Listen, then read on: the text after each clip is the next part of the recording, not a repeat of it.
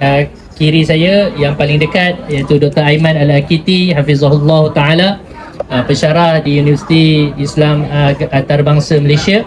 Dan begitu juga di sebelah beliau ialah Al-Fadhil Ustaz Iqbal Zain hafizahullah. Dan begitu juga insya-Allah kita ada seorang lagi panel yang sedang datang dalam perjalanan, dah dekat dah.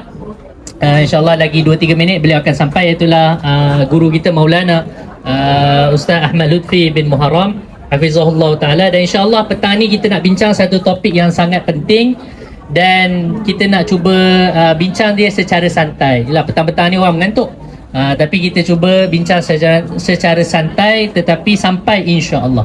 Iaitu berkenaan dengan apa? Kita nak bincang berkenaan dengan turas. Apakah itu turas, kan? Sebab apa kita nak bincang? Tajuk yang diberikan pada petang ini ialah bagaimana turas mendepani cabaran semasa. Bagaimana ilmu turas ini dapat mendepani cabaran-cabaran zaman masa kini.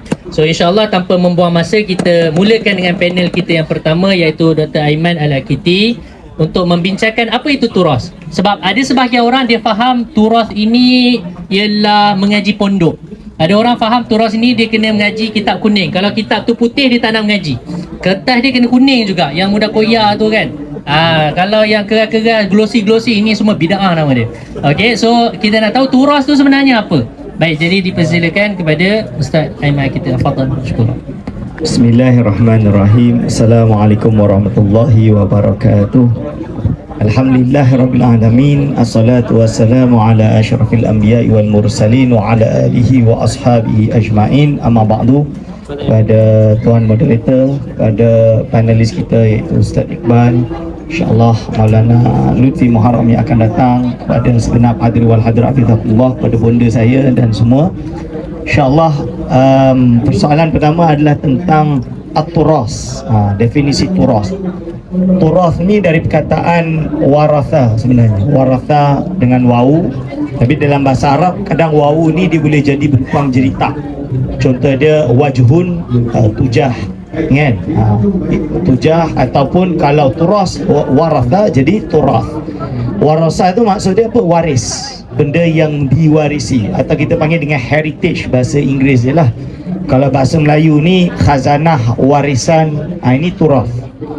So di dalam Islam, turas ini apa saja yang umat Islam warisi dari orang yang datang sebelumnya, ni dipanggil turas.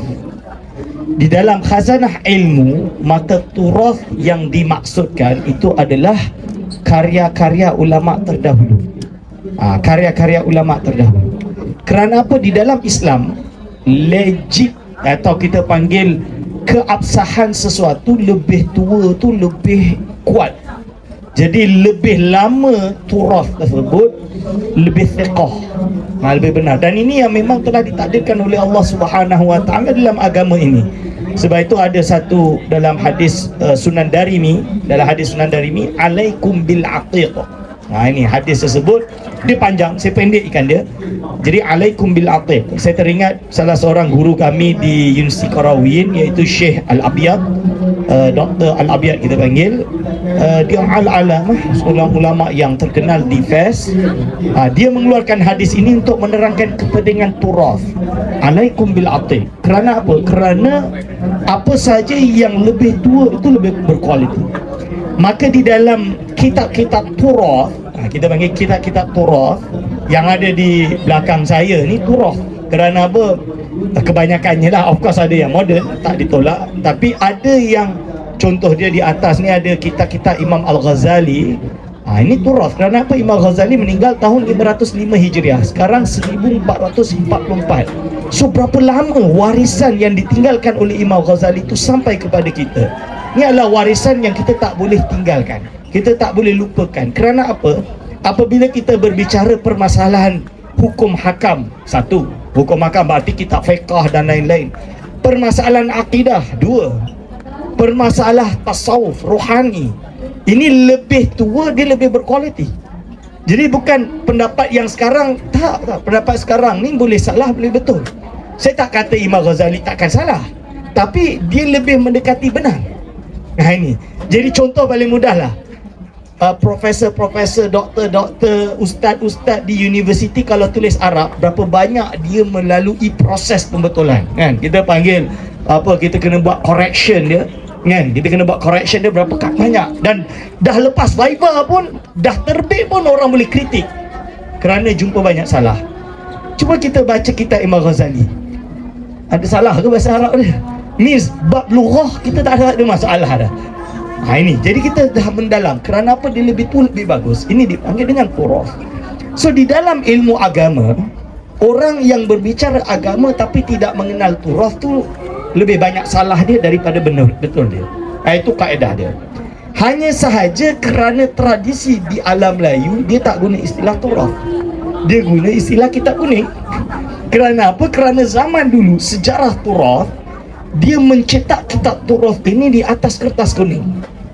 Nah, waktu zaman Ottoman Empire, zaman Miriyah di Mekah, zaman Bulak yang ada di Mesir, dia menggunakan percetakan yang kertas dia dari warna kuning. Akhirnya bila sampai ke alam Melayu, sampai di Malaysia, sampai di Indonesia, dia kata kitab kuning. Marhaban bikum Syekhana. Jadi yang sampai pada kita berwarna kuning, akhirnya dinamakan kitab kuning. Itu adalah turas, heritage yang kita jaga sampai pada hari ini. Just bayangkan pada hari ini ada orang allergic dengan istilah kitab kuning, just because nama di kitab kuning ni pondok, kolot dan tak berkualiti. Dia nak istinbat hukum pakai mana? Pakai kitab apa? Akhirnya apa? Takkan kita nak pakai semua kitab moden sahaja? Banyak isu-isu yang tak boleh selesaikan dalam kitab moden. Kita kena kembali ke turas. Ini pada hari ini. Sebab itu pentingnya turas. Dan yang terakhir yang saya nak sebutkan, dan kita nak bagi waktu dengan dua panelis yang lain dan ilmu mereka lebih banyak daripada saya. Jadi saya terus terang, kalau kita di pondok untuk didik seseorang pelajar untuk pandai bahasa Arab misalnya, kita memang ada pilihan nak pakai kitab moden, nak pakai nahwu wadih. Contoh dia nahwu wadih tu moden, macam-macam jenis ada. Tapi kenapa di pondok mendahulukan turas? Sebab terbukti barakah kitab turas, kitab heritage ni lebih banyak daripada kitab moden. Contoh dia Al-Ajurumiyah. Al-Ajurumiyah ditulis oleh ulama abad ke-7 ke-8 Hijriah. Dan sejak dia ditulis, berapa banyak dia telah menghasilkan ulama.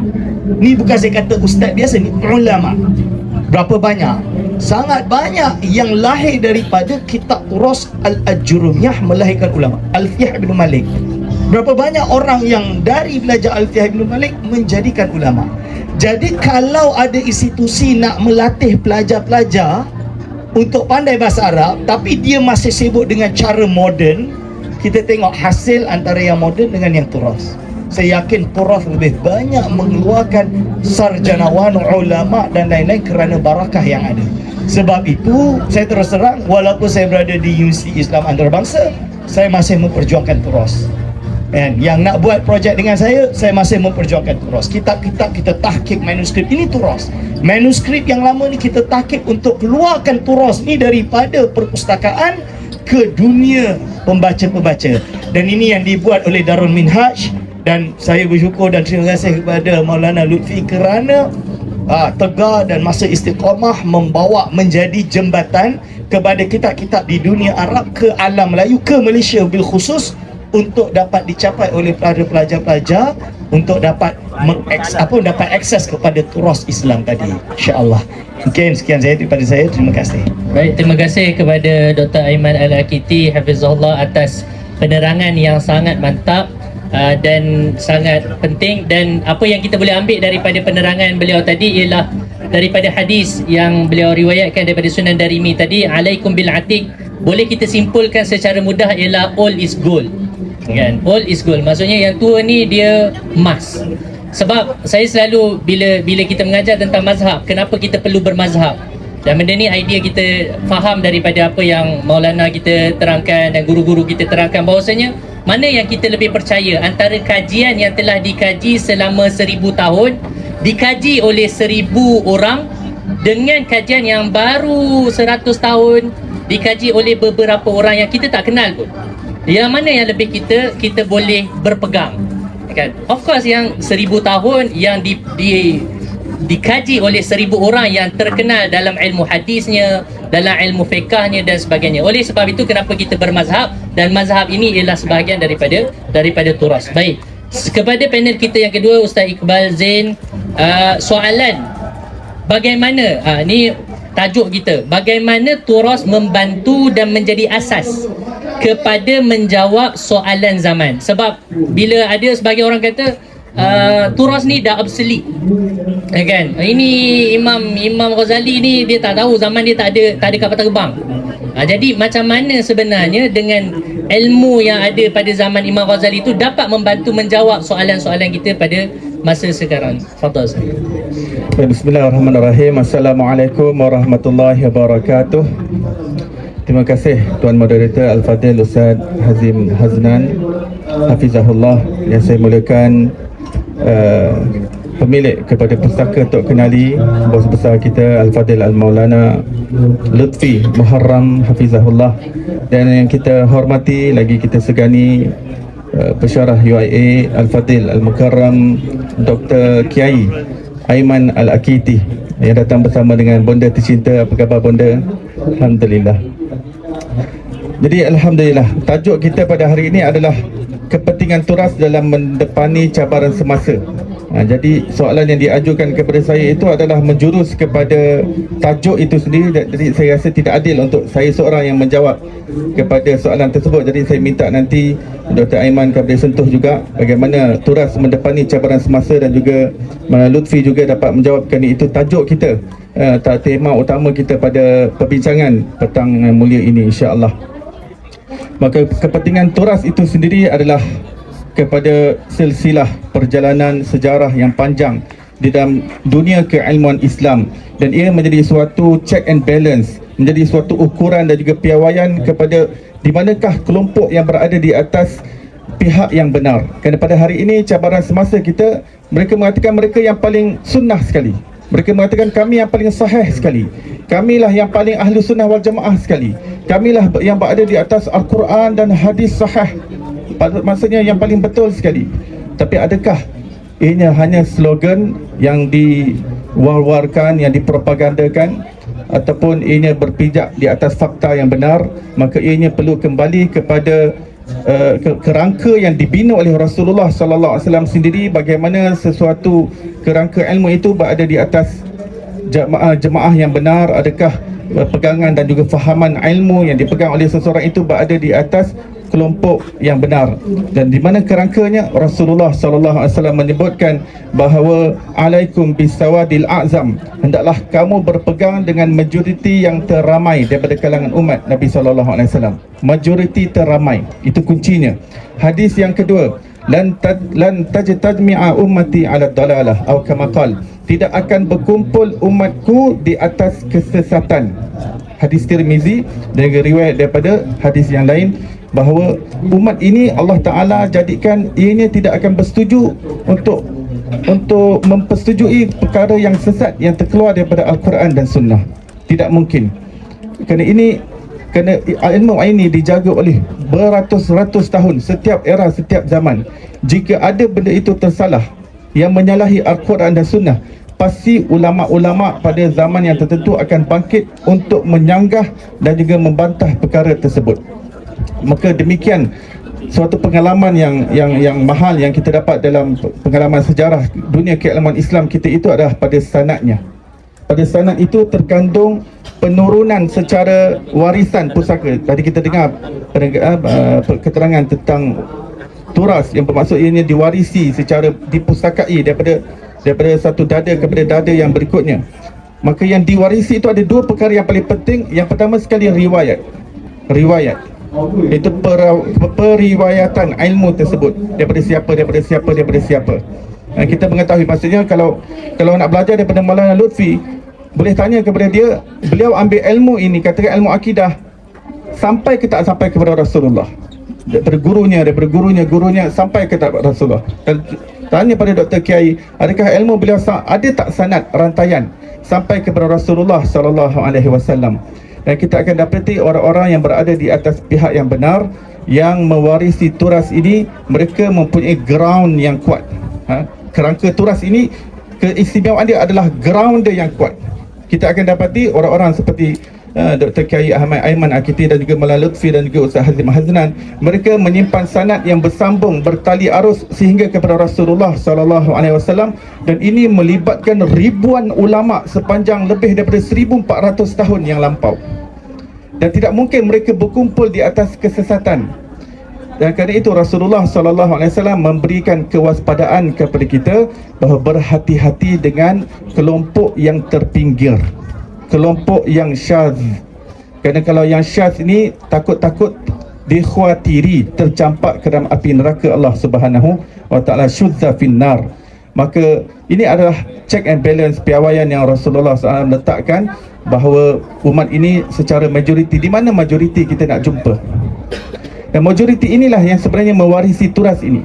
Hari ini ada orang yang mengatakan kami yang paling sahih, dan mereka mengajak masyarakat awam untuk terus lompat kepada Al-Quran dan hadis. Kata kita tak perlu melalui ulama-ulama ini, kita skip sahaja. Ini cabaran semasa kita. Lebih-lebih lagi orang yang belajar di universiti, orang yang mengambil ilmu agama daripada universiti, dia perlu melihat kepada pensyarahannya. Adakah dia ada ilmu agamanya daripada hasil pembacaannya semata-mata, ataupun pensyarah itu ambil daripada gurunya, yang guru itu pun mengambil hanya daripada bacaan semata-mata tanpa ada guru yang mendidiknya, tanpa ada sanad yang bersambung kepada Rasulullah sallallahu alaihi wasallam. Ya. Kita khawatiri pensyarah itu walaupun dia mengajar subjek ilmu agama di dalam universiti, tetapi dia tidak ada sanad ilmu agama. Maka apabila tidak ada sanad ilmu agama, maka seseorang boleh bercakap apa saja yang diinginkan.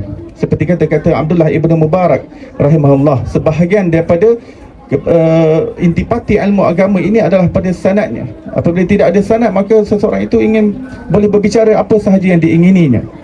Maka majoriti yang menjaga turas kita ini, yang Rasul kata berpegang kepada majoriti teramai, kelompok yang terbesar ini adalah daripada daripada segi akidah adalah Asy'ariyah Maturidiyah, daripada segi fiqh adalah 4 mazhab, iaitu Hanbali, Hanafi, Syafi'i dan juga Hanafi, Hanbali, Syafi'i dan juga Maliki. Dan juga daripada segi tasawuf adalah Imam Junaid Baghdadi dan juga Imam Ghazali. Dan daripada seluruh kelompok yang saya sebutkan tadi, semuanya melahirkan ramai mufassirin, ramai muhaddisin, ramai fuqaha, ramai udaba, ramai muarrikhin, ramai ulama sufi yang lahir daripada rahim majoriti yang teramai ini. Maka merekalah yang menjaga turas ini. Jika ada sesuatu kesesatan yang disebutkan oleh satu orang ulama, pasti ulama yang selanjutnya akan mengatakan yang ini sesat dan ilmu itu tidak akan diteruskan. Contohnya cabaran semasa kita, apabila ada pihak yang mengajak kata kita lompat terus faham agama ini daripada Al-Quran dan hadis.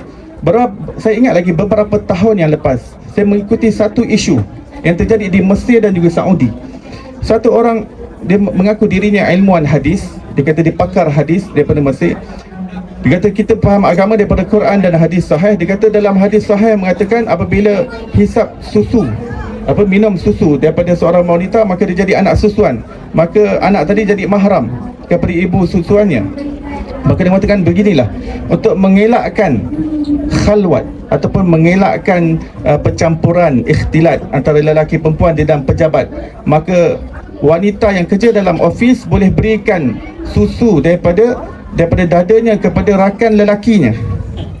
Untuk apa? Rakan lelaki dalam ofis dia boleh jadi semuanya saudara susuan, supaya semua jadi mahram, semua boleh bertopak tampar dalam ofis, tak haram. Maka ini adalah fatwa-fatwa yang mengatakan ini kami ambil daripada hadis sahih Bukhari, bukan daripada sahih Ibnu Khuzaimah ataupun Mustadrak. Tidak, daripada sahih Bukhari itu sendiri, bahawa seseorang itu menjadi mahram apabila dia menghisap, dia minum susu daripada seorang wanita. Itu hadis daripada Saidatina Aisyah radhiyallahu anha. Maka demikian para ulama akan membantah fatwa yang sebegitu rupa, kerana ulama tak akan berkumpul di atas perkara kesesatan, tidak akan meneruskan sesuatu yang terkeluar daripada fahaman Al-Quran dan Sunnah. Maka turas ini segalanya dijaga oleh majoriti yang teramai daripada kelompok Ahlus Sunnah wal Jamaah yang saya sebutkan tadi, daripada segi akidah, fiqh dan tasawuf. Maka cabaran semasa pada ketika ini apabila ada orang mendakwa bahawa kita terus lompat kepada Al-Quran dan juga hadis sahih, dan akhirnya kita mendapati mereka adalah orang-orang yang tidak mempunyai sanad keilmuan tadi.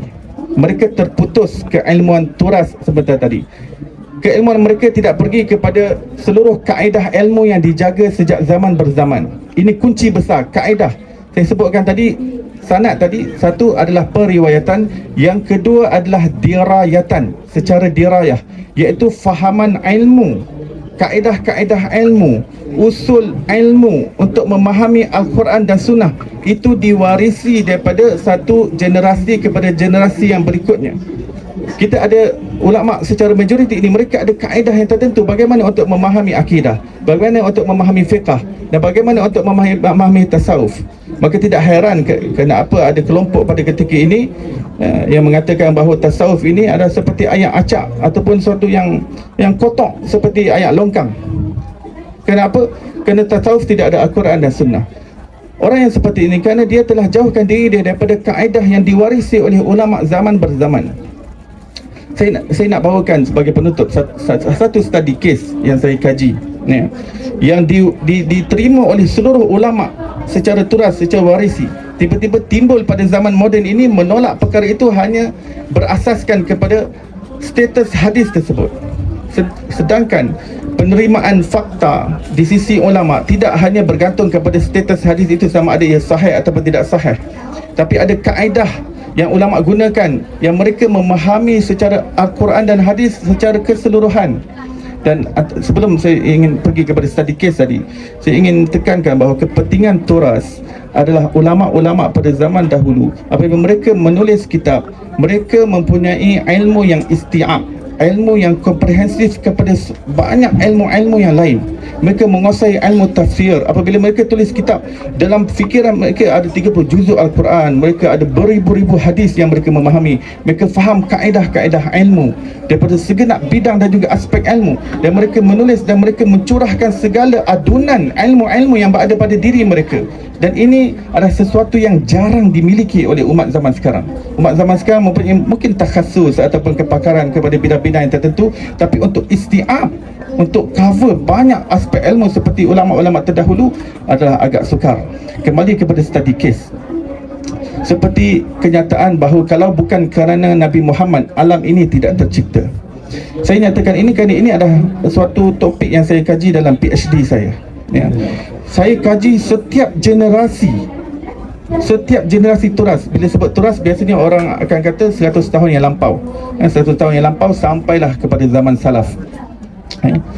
Saya kaji, tidak ada ulama pun yang menolak kenyataan ini. Sebutkanlah daripada aliran mana sahaja, semua menerima secara talaqi bil qabul. Talaqi bil qabul ini pun adalah satu keistimewaan dan ciri khusus di dalam turas ini. Dalam turas ini, yang ini tak akan dimiliki oleh orang yang mengatakan jom kita balik pada Al-Quran dan hadis sahih. Mereka akan terpinggir daripada talaqi bil qabul. Talaqi bil qabul ni maksudnya penerimaan ulama. Sesuatu fakta itu untuk diterima sebagai ilmu di dalam agama Islam. Ini satu ciri khusus talaqi bil qabul ni. Perlu adakan forum yang lain yang lebih lanjut nanti. Jadi saya katakan tadi bahawa kalau bukan kerana Nabi Muhammad, alam tidak tercipta. Ini sudah mendapat talaqi bil qabul. Ulama semua menerima fakta ini sebagai benar di dalam agama kita. Tapi cabaran semasa kita, jika seseorang ingin jauhkan diri dia daripada majoriti yang teramai, mereka akan mengatakan bahawa hadis ini tidak benar, fakta ini tertolak. Kenapa? Kerana status hadis ini ada problem dan sebagainya.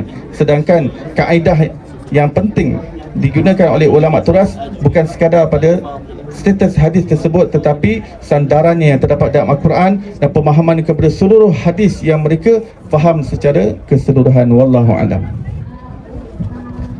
Masya Allah, terima kasih banyak kepada Ustaz Iqbal. Saya rasa pencerahan yang sangat mantap dan dengan contoh-contoh yang boleh kita faham bagaimana turas penting dalam kita menjawab persoalan-persoalan mungkin baru, tetapi sebenarnya asas ataupun usul kepada masalah tersebut telah diterangkan oleh ulama terdahulu. So insya-Allah kita teruskan lagi dengan dengan guru kita Maulana Lutfi bin Muharram. Soalannya ialah bagaimana kita menyikapi sebahagian mereka yang mengatakan turas ini dengan pandangan yang mengatakan jumud, mengatakan turas ini terkebelakang, kita tidak bergerak, kita hanya bernostalgia dengan kitab-kitab lama, kita hanya bernostalgia dengan ulama-ulama yang dah 1000 tahun dah mati. Jadi bagaimana kita menyikapi sikap tersebut? Fadhal Ustaz.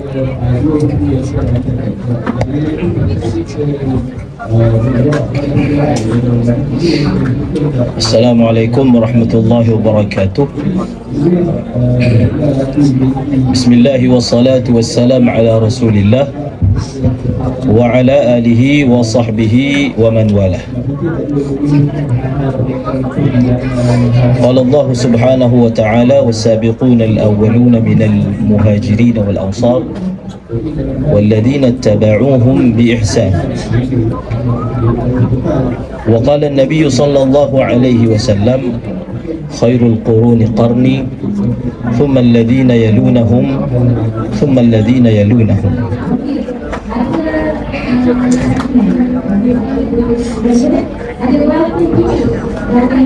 Apabila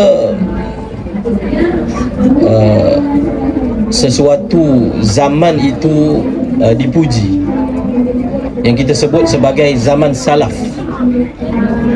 sebaik-baik qurun adalah qurunku, kemudian yang menyusuli mereka, kemudian yang menyusuli mereka. Maulana Yusuf Al-Kandahlawi menafsirkan hadis ini bahawasanya, macam contoh kita kata cantik sungguh sungai ini. Sungai adalah suatu kawasan berlubang yang diisi air, yang tidak besar seperti laut, dan air dia air tawar. Bila disebut sungai ini cantik, indah, bukan lubang itu yang cantik, tetapi air yang mengisi lubang tersebut. Lubang itu dipanggil zaraf, air itu dipanggil mazruf, yang diisi di dalamnya. Maka begitulah juga bila dinyatakan khairul qurun. Qurun ini memang merujuk kepada satu period masa. Qurun, satu qurun, dua qurun, qurun yang pertama, qurun yang kedua. Namun sebenarnya bukanlah masa itu menjadi hebat kerana dia berada pada waktu itu, kerana dia berada pada tahun 1400 lepas, maka dia jadi terbaik. Dia jadi terbaik itu bukan kerana masa itu, tetapi apa yang mengisi masa tersebut. Yang mengisi masa tersebut yang kita sebut sebagai mazruf. Masa, period masa, fasa dalam sejarah adalah ruang masa yang diisi. Maka oleh kerana yang mengisi masa itu, yang mengisi qurun itu adalah yang terbaik, maka qurun itu disebut sebagai qurun yang terbaik atas majaz. Justru itu ulama selalu menegaskan bahawasanya salaf ini adalah soal siapa yang mengisi masa ataupun period zaman salaf itu. Kalau kita bicara tentang ilmu, maka ilmu ini diambil daripada ahlinya. Ilmu diambil daripada pakarnya. Seperti mana kata Ibn Sirin, inna hadal ilma dinun fazuru amman ta'khuduna dinakum. Sesungguhnya ilmu ini adalah agama, maka hendaklah kamu tengok, kamu ambil agama ni daripada siapa. Amman ta'khuduna dinakum. Bukan sebebasnya kita boleh mempelajari ilmu daripada sesiapa sahaja, kerana kesan dia, kalau kita belajar ilmu memasak salah, kesan dia bukan pada agama. Paling kurang bini kita marah sebab masak tak sedap. Tapi ilmu agama ni, kalau kita ambil salah, kesan ni pada agama. Sebab itu diingatkan oleh Ibn Sirin, fanzuru amman ta'khuduna dinakum. Ilmu agama ini adalah agama itu sendiri. Maka bila kita membicara tentang mengekalkan mengekalkan turas. Bila kita membicarakan tentang kembali kepada salaf, maka kita membicarakan tentang berpegang kepada sesuatu yang mempunyai kualiti dan autoriti. Dan ini adalah sesuatu yang logik dalam ilmu, iaitu ambil ilmu daripada orang yang berautoriti, ambil ilmu daripada orang yang berkualiti. Dan orang yang berkualiti dan berautoriti itu macam mana? Adakah dia mengisbatkan kualiti itu dengan dirinya sendiri? Maksudnya dia kata saya orang berkualiti, sudah tentulah pengiktirafan daripada orang lain. Contohnya Al-Imam Syafi'i, tidak ada satu orang pun yang berselisih pendapat bahawasanya Imam Syafi'i adalah imam. Tidak ada orang yang mempertikaikan agama dia, tidak ada orang yang mempertikaikan akhlak dia, dan tidak ada orang yang mempertikaikan ilmu dia. Maka bila kita berpegang dengan Al-Imam Syafi'i, sebenarnya kita sedang berjalan di atas kaedah ilmu, iaitu belajar, berpegang, bersandar dengan orang yang berkualiti. Dan kita boleh senaraikan orang-orang yang mana memuji keilmuan dia. Al-Imam Ahmad bin Hanbal, yang selalu dinisbahkan kepada Imam Ahmad pegangan-pegangan yang dipegang oleh golongan yang disebutkan tadi, sebenarnya mereka menisbahkan diri mereka kepada Imam Ahmad bin Hanbal. Imam Ahmad bin Hanbal sendiri, apabila dia telah ditanya kenapa kamu tinggalkan majlis Sufyan Sauri pergi kepada majlis budak ni, orang muda ni, maka beliau kata, kalaulah aku terlepas sanad yang tinggi, aku boleh dapat sanad yang rendah. Sanad yang ali terlepas, boleh dapat sanad yang safin. Tetapi kalau aku terlepas kefakihan dia ni, maka aku tidak akan temui di mana-mana. Maka kita bicara dalam istilah taklid ini, bukanlah dia merupakan taklid buta. Taklid buta ni maksudnya orang selalu mengatakan orang yang mengikut mazhab ini taklid buta. Taklid buta ni taklid siapa? Taklid nenek moyang yang jahil. Itu dipanggil taklid buta. Taklid buta adalah apabila kita taklid orang yang jahil. Dan itulah yang dilakukan oleh orang musyrikin. Bila mereka ditanya kenapa sembah berhala, dia kata inilah yang datuk nenek kami buat. Maka Allah Ta'ala menempelak mereka, adakah kamu akan mengikut datuk nenek moyang kamu walaupun mereka itu jahil? Sedangkan orang yang kita bertaklid itu adalah orang yang mana mempunyai kualiti di dalam ilmu itu, diiktiraf oleh lawan dan kawan. Diiktiraf oleh lawan dan kawan. Maka sebab itulah adalah sesuatu yang bersifat mughalatah. Kita menyamakan soal ilmu agama ini dengan benda baru dan benda lama. Bukan. Saya terbaca baru terbaca tulisan berkaitan yang disebut oleh Syed Naqib Al-Attas, insya-Allah ahli, iaitu kita selalu, sebab selalunya orang kata kullu jadidin ladhiz, setiap benda yang baru itu melazatkan. Lalu selalunya benda yang baru ini dilihat sesuatu yang mempunyai impak, benda yang cantik. Dan seorang mujaddid itu setengahnya menafsirkan sebagai orang yang boleh membawa gagasan baru. Gagasan baru. Dan inilah yang berlaku kepada golongan-golongan yang disebut sebagai mutanawwirin, reformis, kaum muda. Sebenarnya kalau kita perhatikan betul-betul uslub Quran, setiap nabi bukan membawa gagasan baru. Daripada Nabi Adam, kita ambil Nabi Muhammad. Adakah Nabi Muhammad membawa gagasan baru? Nabi Isa membawa gagasan baru? Tidak. Mereka membetulkan balik haluan yang telah salah. Maka itulah mujaddid, kata Syed Naqib Al-Attas. Mujaddid bukan terjemahannya orang yang bawa benda baru, bukan. Mujaddid ini adalah orang yang menyegarkan benda yang telah lesu. Itulah mujaddid. Dia segarkan balik. Orang yang mentajdidkan agama bukan dia bawa benda baru dalam agama. Apa yang baru dalam agama? Mana ada perkara yang baru? Kalau benda itu baru, maknanya tidak ada di zaman Rasulullah. Sedangkan Rasulullah telah membawa agama yang sempurna, ijmalan wa tafsilan. Maka kalau hari ini ada orang yang ingin menghidupkan turas, bukanlah orang ini orang qalat, orang jumud, tapi orang ini ingin membersihkan haluan yang telah salah, membawa kepada kualiti, meninggalkan sesuatu yang masih dicuba, masih lagi di bawah tajribah, eksperimen, dengan sesuatu yang sudah bersifat organisasi. Sesebuah mazhab itu adalah sesuatu yang telah establish. Dia kalau dia itu adalah bangunan, dia adalah bangunan yang sangat kukuh, yang penuh dengan fasilitasnya, yang penuh dengan kemudahannya. Maka ini adalah yang disebut sebagai apa? Mughalatah. Bukan perkara yang berpijak di atas perkara yang sebenar. Tidaklah kita mengembalikan kepada turas, melainkan kita kembali kepada kualiti.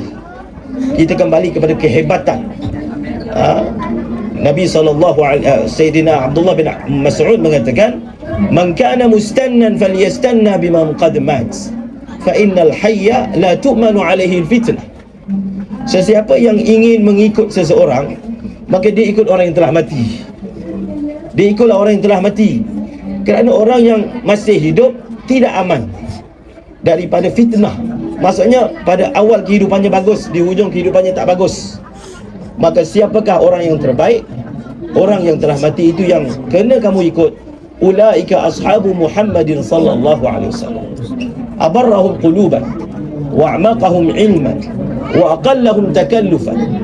Ikhtarahum Allah li suhbati nabiyhi wa li iqamati dinihi fa'rifu lahum fadlahum wattabi'uhum ala atharihim kanu ala hudan mustaqim.